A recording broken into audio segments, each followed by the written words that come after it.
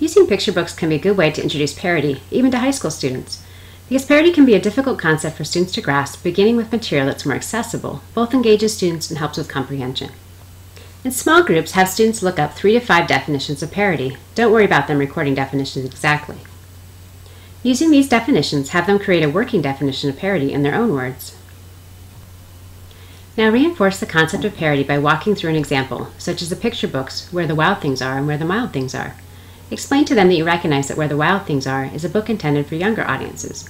However, you've chosen it because it's useful for exploring parody and works well with its companion book, which is intended for an older audience. The addition of visual images also helps visual learners and ELLs grasp the concept of parody more fully. Read the book aloud or have the students read it aloud. Also have them briefly summarize the message of the book.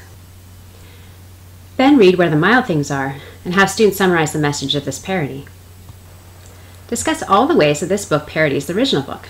For examples, have them guess the 4 public figures are being parodied: Martha Stewart, Jay Leno, Bill Gates, Al Gore, and have them explain what they know about each of them and why they work in this parody. Have the students discuss what remains the same, what things have changed in the parody. Have them examine the visual details that contribute to the parody.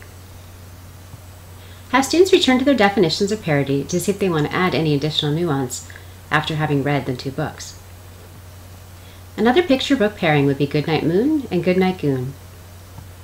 Because parody can be a difficult concept for students to grasp, beginning with material that's more accessible both engages students and helps with comprehension. This can be used as an introduction to more complex texts, such as ones written by Jonathan Swift, Steve Martin, Shakespeare, and even articles from The Onion.